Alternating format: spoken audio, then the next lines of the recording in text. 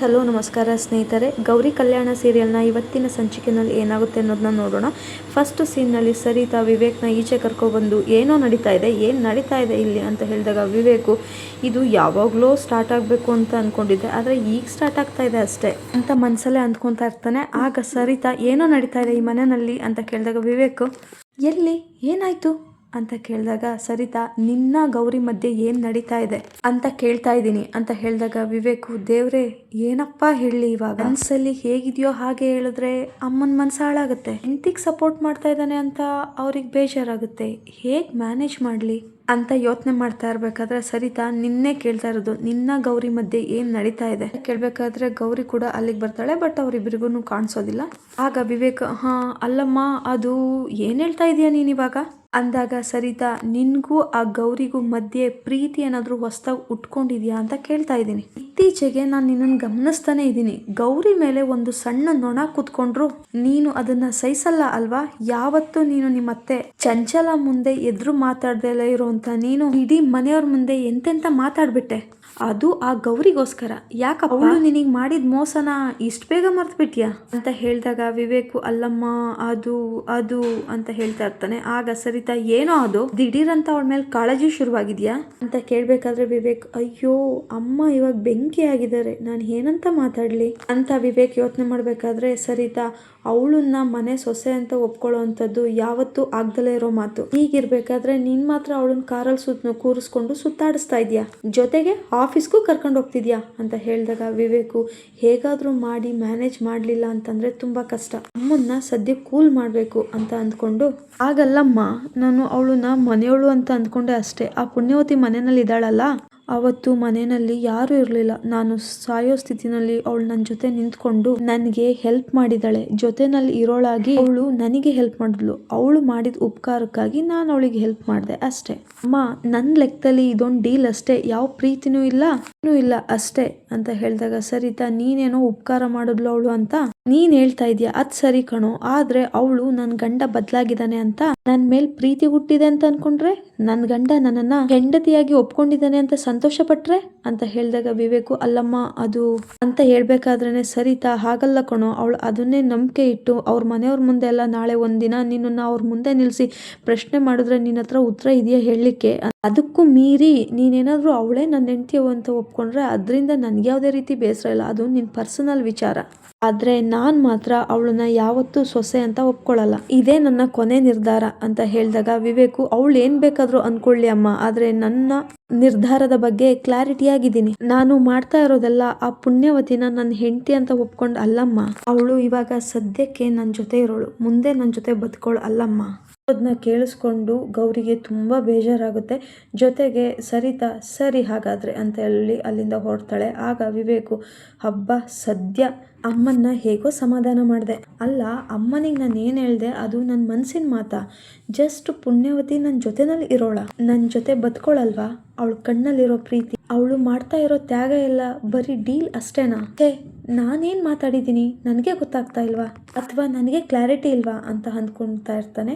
Next ಸೀನ್ನಲ್ಲಿ ಗೌರಿಗೆ ಎಲ್ಲ ವಿಚಾರ ಗೊತ್ತಾಗಿರುತ್ತೆ. ಅವಳು ಅಳ್ತಾ ರೂಮ್ ಒಳಗಡೆ ಬರ್ತಾಳೆ. ಒಂದು ದೇವ್ರ ಹತ್ರ ನಿಂತ್ಕೊಂಡು ಯಾಕೆ ನನ್ನ ಮುಖದ ಮೇಲಿರುವಂಥ ಖುಷಿ ನಿನ್ಗೆ ಇಷ್ಟ ಆಗ್ಲಿಲ್ವಾ, ಈಗಷ್ಟೇ ಖುಷಿ ಪಟ್ಟಿ ನನ್ನ ಗಂಡ ನನ್ನ ಪರವಾಗಿ ಮಾತಾಡಿದ್ರು ಅಂತ, ಆದ್ರೆ ಆ ಖುಷಿನ ಒಂದು ಕ್ಷಣ ಕೂಡ ನಿನ್ ಜೊತೆನಲ್ಲಿ ಉಳಿಸ್ಲಿಲ್ಲ, ಸದ್ಯಕ್ಕೆ ಜೊತೆನಲ್ಲಿ ಇರೋಳು ನನ್ನ ಜೊತೆ ಬದುಕೋಳಲ್ಲ ಅನ್ನೋ ಮಾತು ಕೇಳಿ ಜೀವನೇ ಹೋದಂಗಾಯ್ತು, ಯಾಕೀಗ ಮಾಡ್ದೆ ಶಿವಪ್ಪ, ಯಾಕೀಗ ಮಾಡ್ದೆ, ನನ್ನ ಗಂಡ ಬದಲಾಗ್ತಾರೆ ಅನ್ನೋ ಆಸೆನ ಹುಟ್ಟಿಸಿ ಆ ಆಸೆನ ಒಂದೇ ಕ್ಷಣದಲ್ಲಿ ಸಾಯಿಸ್ಬಿಟ್ಟೆಲ್ಲ ನೀನು ಅಂತ ಹೇಳ್ಬೇಕಾದ್ರೆ ಗೌರಿ ಅಂತ ಅಂದ್ಕೊಂಡು ಆಶಾ ಮತ್ತೆ ಅಜ್ಜಿ ರೂಮ್ ಒಳಗಡೆ ಬರ್ತಾರೆ.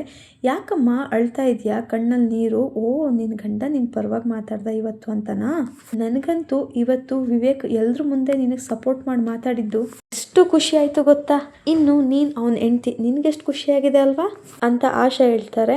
ಆಗ ಅಜ್ಜಿ ನಾನು ಚಿಕ್ಕ ವಯಸ್ಸಿಂದ ನೋಡ್ತಾ ಇದ್ದೀನಿ ಅವನ ಮಾತಲ್ಲಿ ನಡವಳಿಕೆನಲ್ಲಿ ತುಂಬಾ ಬದಲಾವಣೆ ಕಾಣ್ತಿದೆ, ಅಂತೂ ನಿನ್ ತಾಳ್ಮೆಗೆ ತಕ್ಕ ಪ್ರತಿಫಲ ಸಿಕ್ಬಿಡ್ತು, ಮುಂದೆ ನಿಮ್ಮ ಸಂಸಾರ ಸುಖವಾಗಿರುತ್ತೆ ನೋಡು ಅಂತ ಹೇಳಿದಾಗ ಗೌರಿ ಹೌದಜ್ಜಿ ಅವರು ನನ್ನ ಪರವಾಗೇ ಮಾತಾಡಿದ್ರು, ನಾನು ಅನ್ಕೊಂಡಾಗೆ ನಾನು ಅಂಥ ದೊಡ್ಡ ಪ್ರಯತ್ನ ಏನು ಮಾಡಿಲ್ಲ ಅಜ್ಜಿ ಅಂದಾಗ ಆಶಾ ನೀನು ನನ್ನ ಹತ್ರ ಮುಚ್ಚಿಡೋ ಅವಶ್ಯಕತೆ ಏನೂ ಇಲ್ಲ, ನಮಗೆಲ್ಲ ಗೊತ್ತಿದೆ ಅತ್ತೆ, ಬನ್ನಿ ಹೋಗೋಣ ಹೊರಗಡೆ. ಗೌರಿ ಶಿವನ ಹತ್ರ ಏನೇನು ಬೇಕೋ ಅದೆಲ್ಲ ಅವಳಿಗೆ ಖುಷಿಯಾಗಿ ಬೇಡ್ಕೊತಾ ಇದ್ದಾಳೆ. ಅದಕ್ಕೆ ನಮ್ಮಿಂದ ತೊಂದರೆ ಆಗೋದು ಬೇಡ ಅಂತ ಹೇಳ್ಬಿಟ್ಟು ಅಲ್ಲಿಂದ ಹೊರಟೋಗ್ತಾರೆ. ಅವರು ಹೋದ ನಂತರ ಗೌರಿ ಅವರು ನನ್ನ ಪರವಾಗಿ ಮಾತಾಡಿದ್ದು ನನ್ನ ಮೇಲಿರೋ ಪ್ರೀತಿಯಿಂದಲ್ಲ, ಜಸ್ಟ್ ನಾನೊಂದು ಜವಾಬ್ದಾರಿ ಅಂತ ಅಷ್ಟೇ. ನಾನು ಅವರಿಗೆ ಬರೀ ಸತ್ಯಕ್ಕೆ ಜೊತೆಗಿರೋಳು ಅಷ್ಟೇ ಅಂತೆ. ಸತ್ಯಕ್ಕೆ ಜೊತೆ ಇರೋದಕ್ಕೂ ಉಸಿರಿರೋವರೆಗೂ ಜೊತೆಗೆ ಬದುಕೋದಕ್ಕೂ ಏನ್ ವ್ಯತ್ಯಾಸ ಅಂತ ನಾನು ತೋರಿಸ್ತೀನಿ. ನಾನು ಸೋಲಲ್ಲ, ಈ ಮನೆಯಿಂದ ಹೊರಗಡೆ ಹೋಗಲ್ಲ. ಅವ್ರ ಬಾಯಲ್ಲೇ ಈ ಮನೆಯಲ್ಲಿ ಇವಳು ನನ್ನ ಜೊತೆ ಬದುಕೋದಕ್ಕೆ ಹುಟ್ಟಿರೋಳು ಅಂತ ಹೇಳಿಸ್ತೀನಿ ಅಂತ ಶಬ್ದ ಮಾಡ್ತಾಳೆ.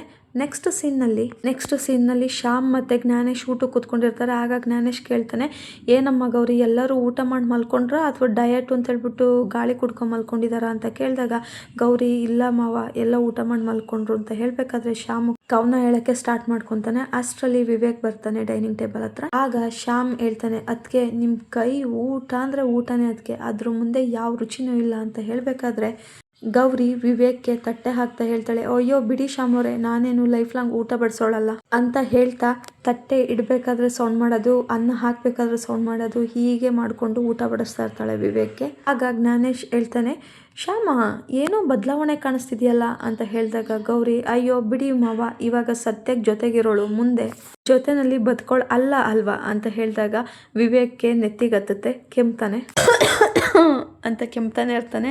ಆಗ ಗೌರಿ ತಗೊಂಡೋಗಿ ನೀರು ಕೊಡ್ತಾಳೆ.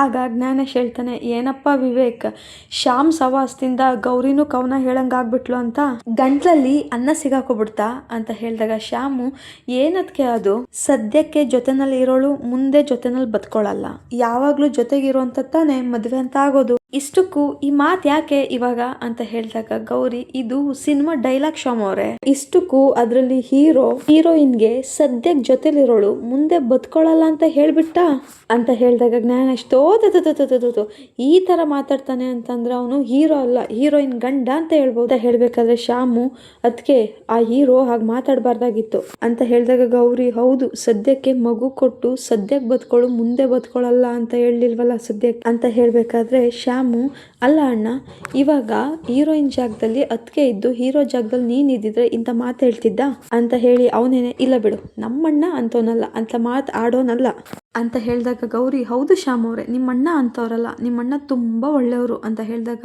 ವಿವೇಕ್, ಸುಮ್ಮನೆ ಇರ್ತೀಯ ಸ್ವಲ್ಪ ಅಂದಾಗ ಗೌರಿ, ಸರಿ ಆಯ್ತು ಸುಮ್ಮನೆ ಇರ್ತೀನಿ ಬಿಡಿ, ಹೇಗಿದ್ರು ಸದ್ಯಕ್ಕೆ ಜೊತೆ ಇರೋಳು ಮುಂದೆ ಬದುಕೊಳ್ಳಲ್ಲ ಅಲ್ವಾ ಜೊತೆನಲ್ಲಿ ಅಂತ ಹೇಳಿದಾಗ ವಿವೇಕ್ ಊಟದಿಂದ ಎದಳ್ಲಿಕ್ಕೆ ಅಂತ ಹೋಗ್ತಾನೆ. ಆಗ ಜ್ಞಾನೇಶ್ ಹೇಳ್ತಾರೆ, ಅವನು ಯಾವನೋ ತಲೆ ಕೆಡ್ಗಂಡ ಹಂಗಂತ ಅಂದ್ಬಿಟ್ಟು ನೀನ್ಯಾಕಪ್ಪ ಊಟ ಬಿಟ್ಟು ಎದೊಳ್ತೀಯ, ಕುತ್ಕೊಳ್ಳಪ್ಪ ಊಟ ಮಾಡು ಅಂತ ಹೇಳಿದಾಗ ವಿವೇಕ್ ಕುತ್ಕೊಂಡು ಊಟ ಮಾಡ್ತಾನೆ.